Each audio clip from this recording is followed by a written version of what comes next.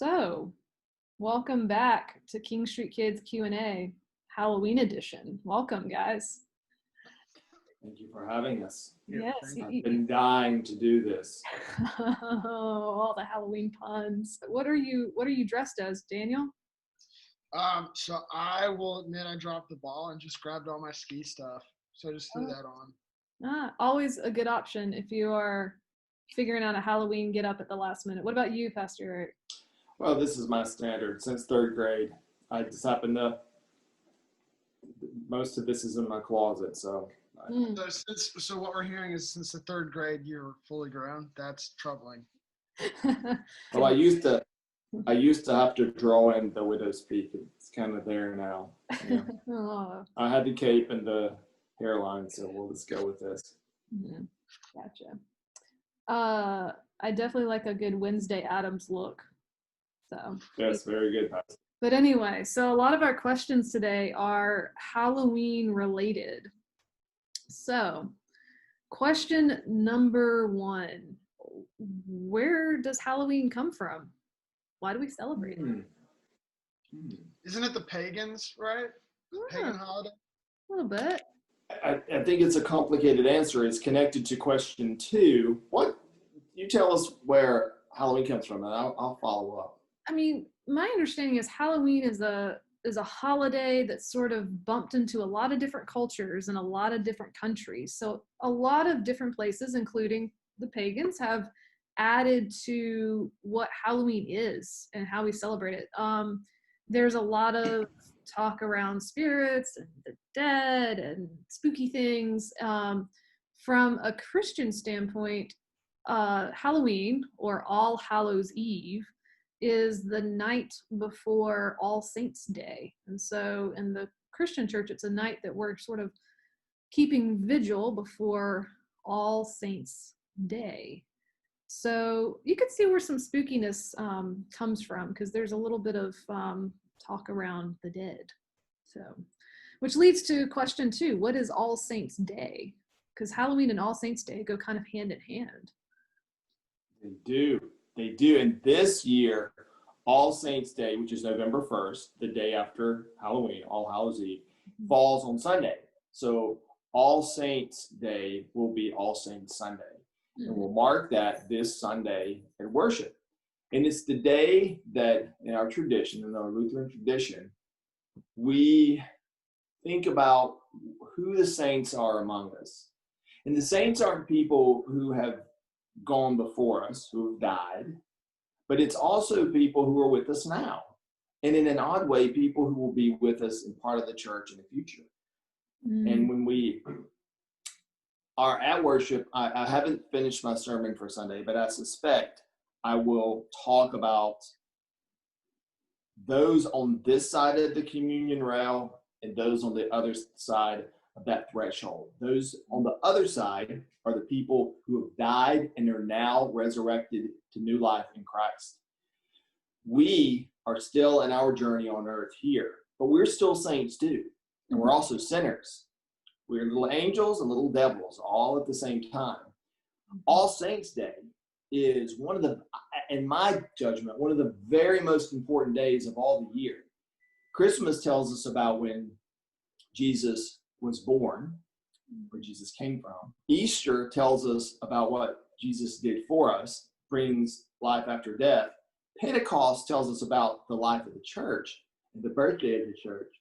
But All Saints Day wraps sort of everything together, and it tells about what our faith is all about. It's about the life that comes after death and the fact that we're all connected together.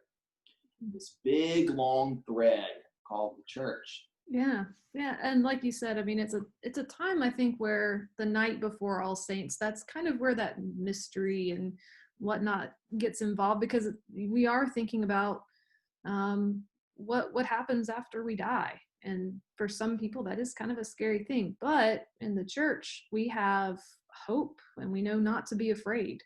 And that's a message on All Saints Day. So it's kind of similar to like Dios de los Muertos, right? And yeah, that's in South American countries celebrate El Dia de los Muertos.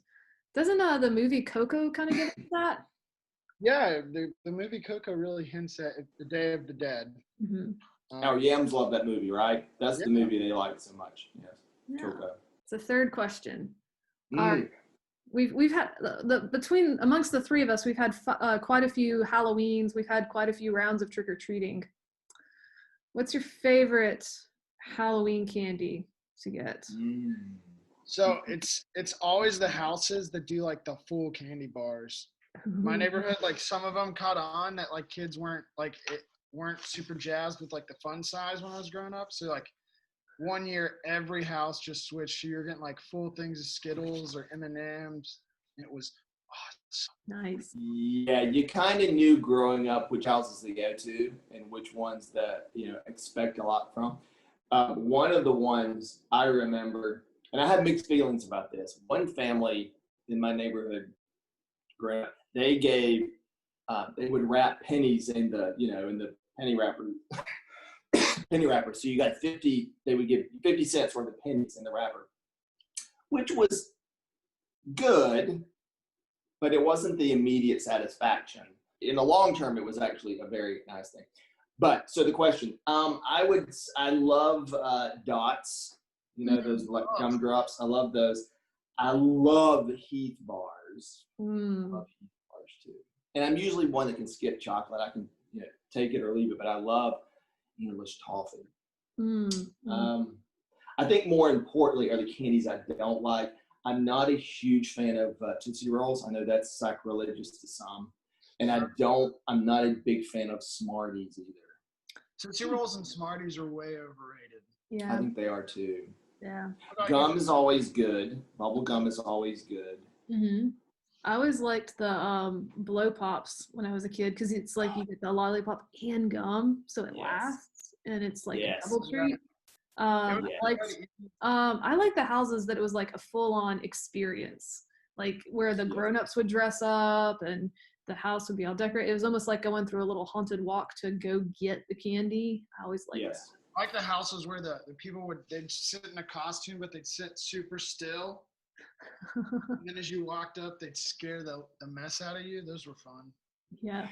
Now in the neighborhoods that when we take Jack and Katie trick-or-treating, some of the neighbors now give treats to the adults too, which is always good that the adults can get in on the trick-or-treating as well. So this year, what is it going to be like?